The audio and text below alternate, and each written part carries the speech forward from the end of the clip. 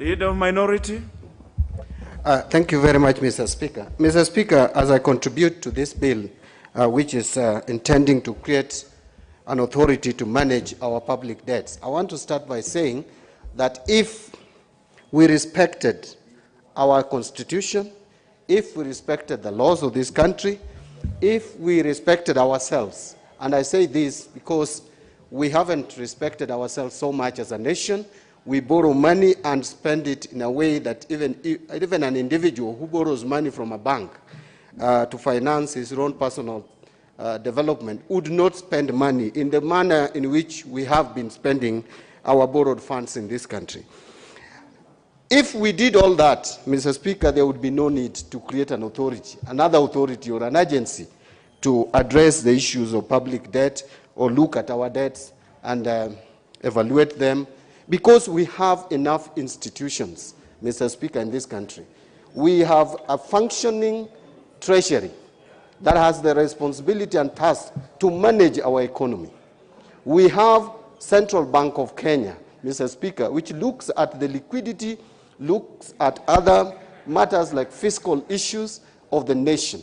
We also have a parliament that approves the budget and approves the debt ceiling and approves the debt levels each year.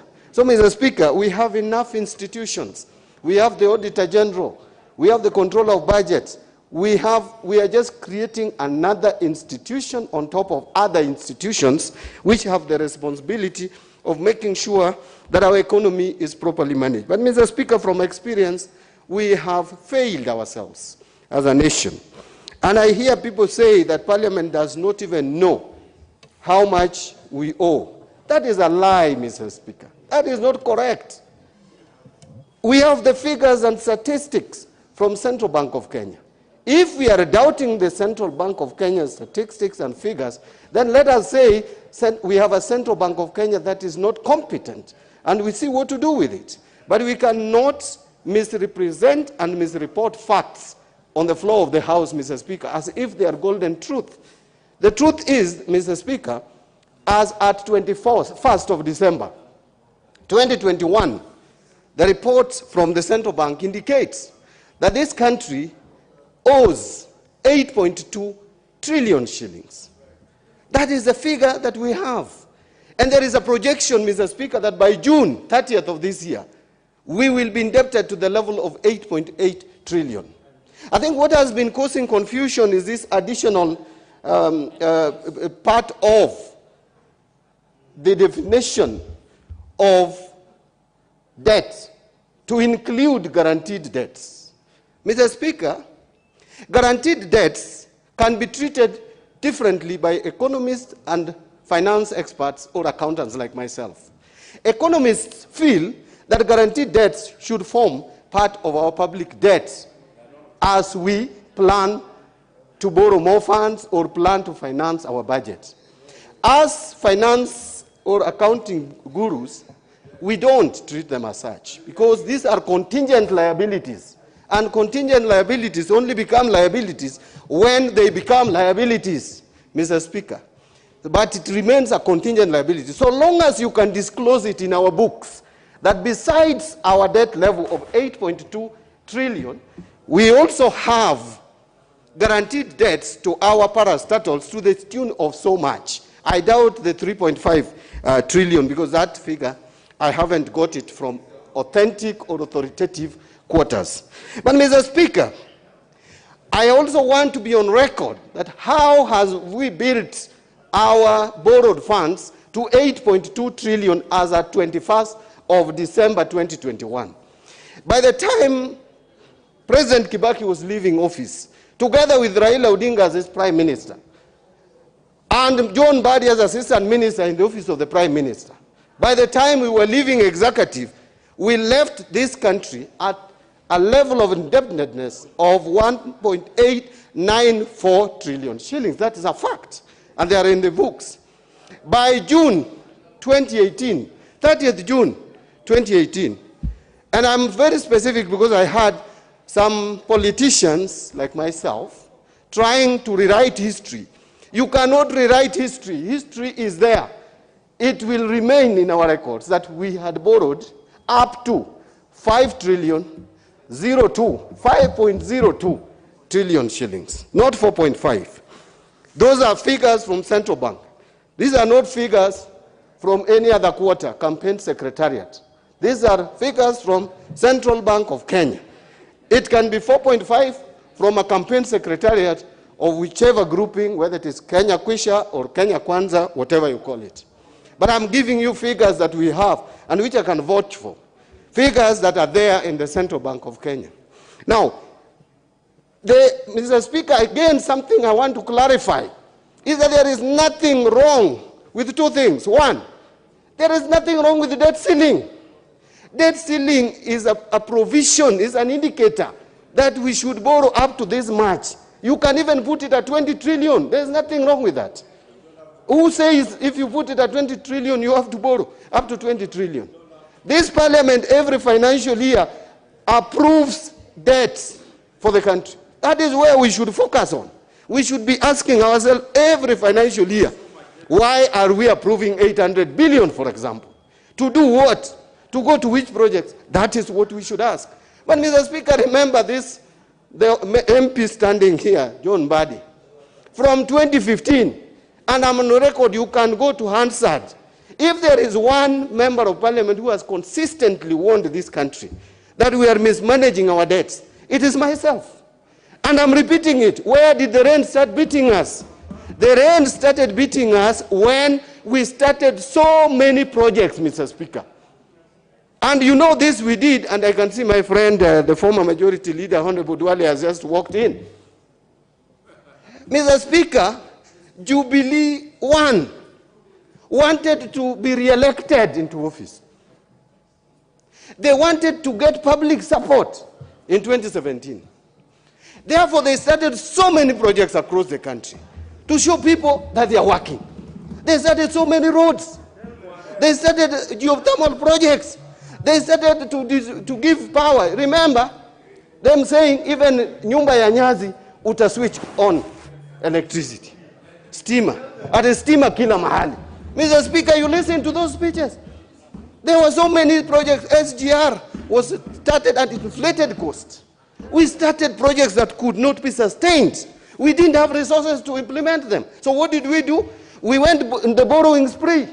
And when we were borrowing, we committed another crime. Borrowing expensive loans, commercial loans. A country borrowing at 7% interest rate, 9% like an individual going to the bank to borrow. It's unheard of. We should have borrowed at concessional rates, 2%. They're available.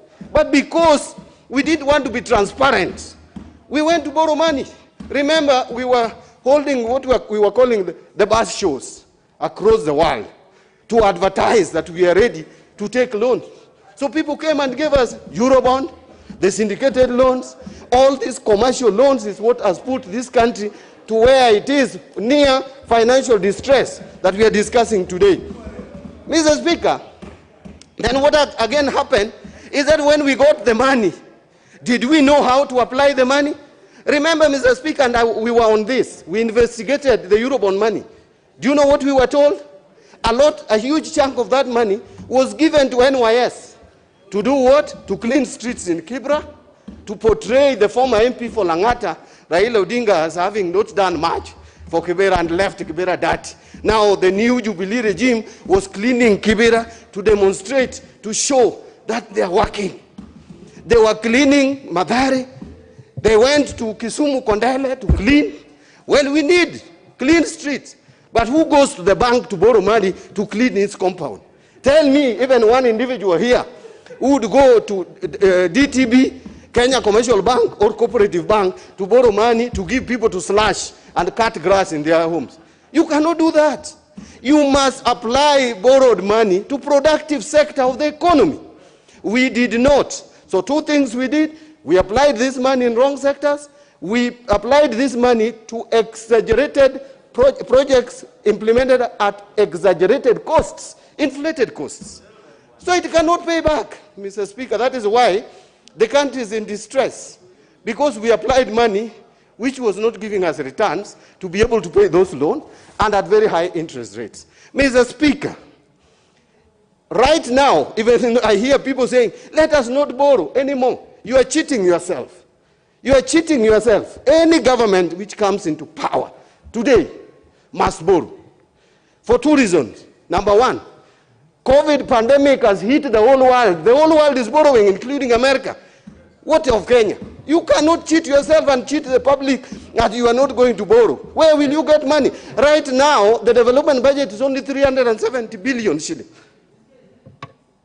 Mr. Speaker, another reason why we must borrow, you cannot start a road in my place, which is 70 kilometers.